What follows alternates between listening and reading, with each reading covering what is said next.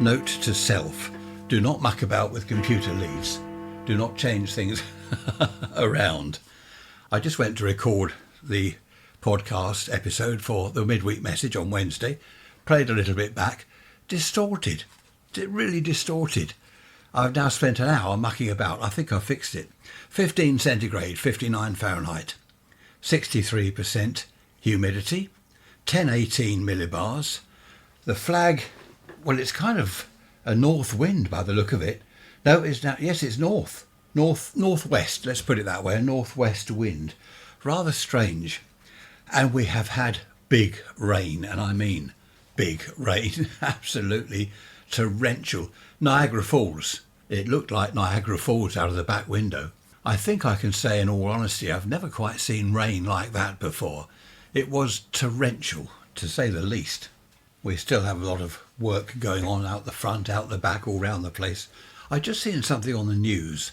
Apparently, half of 18 to 24-year-olds don't feel ready for work after school. This is some study they've carried out. So half the people between 18 and 24 aren't ready for work. They don't want to go to work. They reckon some of them are scared to go to work, having left school. So what do? That's rather odd. When I left school at 14, I'd ruptured my liver. That's why I left early. But other people at school, I remember everyone saying, I can't wait till I'm 16. I want to go out to work. I want to earn some money. Apparently these days, half the people that leave school don't want to go out to work. Isn't that odd? We wanted to work. I remember as soon as I was earning, I was only an apprentice radio and TV engineer, but I was earning some money. You know, I could go over to the pub at 15 years old and buy a pint of mild. It was fantastic. I was earning money. I didn't have to go to my parents all the time, or my paper round that I had, which paid, 14 shillings a week or something. That was no use. About as much use as an ashtray on a motorbike. You heard that one before. The other one is a chocolate teapot. About as much use as a chocolate teapot. But isn't that strange? What do these people want to do then? They leave school, and between 18 and 24, half of them don't want to go to work. And apparently some are scared. There's something very wrong somewhere there, isn't there?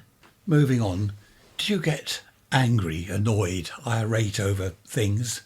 Over anything, really? There's a friend of mine, he lives near where there's some work going on. I believe they're building a new road or something. And he's been complaining about the noise. Yes, it is a new road. It's about 20 miles away from where I live. But he's been telling me about it. He phoned me the other day. Well, he didn't phone me. We've been through this before, haven't we? He called me on WhatsApp or whatever it is. I don't know. Facebook. Was it FaceTube? Ubook and stuff? I don't know. All these different platforms. And he was saying that he's been complaining and he's got people onto it, whoever they are, and he's complaining. The thing is, they've got to build this new road, and it is ruining his life. It's the noise, he says, but it's only in the day. It's not at night. You know, they're not working all night. Do you get irate? Because it doesn't do you any good. Obviously, with some things, you have to do something about it. You know, you can't just sit back and put up with certain things. But it's like the gas men in the road here. They've been here all summer. There's no point in getting irate and going out there and shouting at them. They're getting on with the work. It won't be forever. Let them get on with it. Let them finish and clear off out of it. There's no point in stressing yourself out. Funnily enough, I don't know whether this is normal with most people, but I used to be pretty cross, pretty intolerant as a driver. You know, someone would pull out in front of me and I'd blast them and beep, beep, swear, beep, you idiot, beep, and all this. And Trish used to say, calm down, for goodness sake, give yourself a heart attack. You do yourself what was that saying? You'll do yourself an injury. No, something or other. Do yourself a mischief. That's it. You'll do yourself a mischief. I have calmed down. The older I get, I've just sort of relaxed more when I'm driving. Some idiot pulls out. And I'd just say to Trish, look at that idiot. Look, what a fool. Whereas before I'd blast him and get right up behind him in the car. You know, it was all aggression. Now they're banging around in the street. Right, that's it. I'm going out there. I'm going to shout and swear. That's it. I've had enough of this. It's not worth it, is it? Honestly. Talking of moaning and complaining, downtown, I haven't been downtown for months. I just don't go down there unless I really have to. There's this what's it called? Heat network. It's a heat network project. And what they're doing, I'm just reading about it here, public buildings across the town centre will connect to the network first. As the project progresses, more buildings and homes have the opportunity to join. Now what it is, they're trying to get rid of gas boilers. Heat networks are an alternative to gas boilers and provide heating and hot water to homes and buildings throughout a network of insulated underground pipes. Now isn't that what they used to have in America, or still do? Do you remember the old American films? Even the old black and white films, you would see steam coming out of the drains in the road, wouldn't you? I used to wonder as a kid what that was. Why are all the drains steaming? Why is there a load of hot water down there? What's all that about? But apparently what they used to do, and probably still do, is they've got one central boiler, I suppose, and they pump steam around pipes, obviously insulated pipes, through people's radiators in their homes and businesses. That's what it was all about. If you're in America, lots of listeners there, let me know if that's still in operation. Raise Rants at protonmail.com. I might have the audio level up a bit high. If I have, forgive me, I will get it sorted out. So this is what I think they're trying to do downtown. Now the trouble is they've got roads completely closed, so I've been told anyway. And one shop owner has packed up. He has said what with he's gone on about the government, national insurance and all that, but basically it's the work in the street as well. He's not getting the customers. He's closed his business. Other businesses are complaining. I don't think it's going to be finished for a year or two, so I really don't know what's going on. I suppose what I should do is go down and have a look for myself. Now that is something that people are obviously getting irate about. It's affecting their business. Here with the gas men in the road, it doesn't really affect us. It's a nuisance. There's noise every day. They're drilling and whatever. But it's not affecting our business, our income or anything like that. It's another beautiful day. We had that torrential rain and it really was amazing. And now we've got this heat wave coming.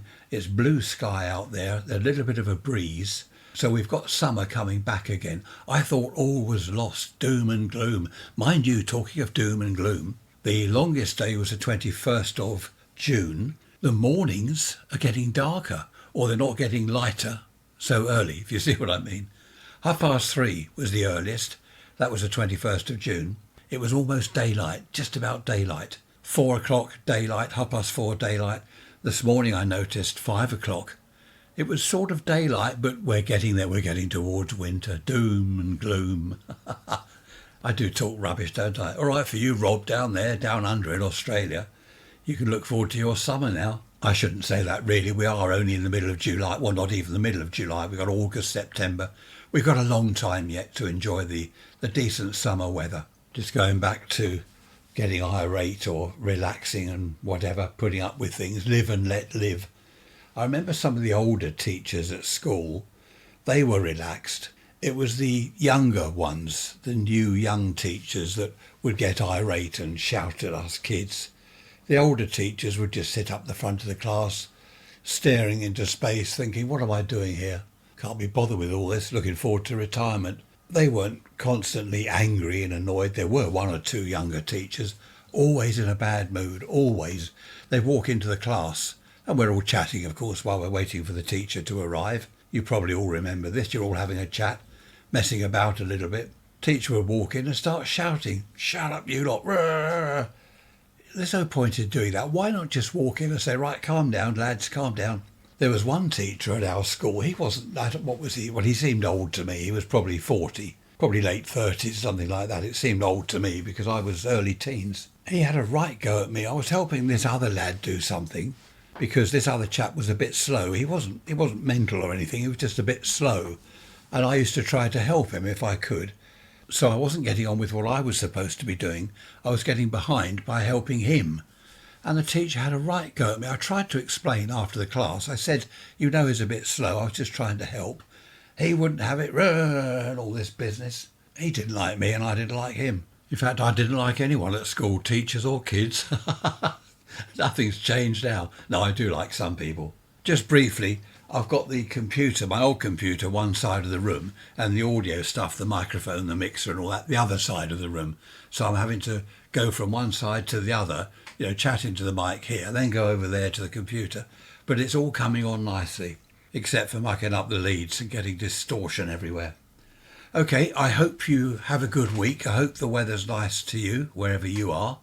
I'm going to disappear now, and I will see you on Sunday. I am able to record, so I will see you on Sunday with an episode of whatever. I don't know what. No doubt I'll think of something by then. I've got lists what's this list say here? Look, I don't know, can't read my own writing. What's the point in having a list if you can't read it?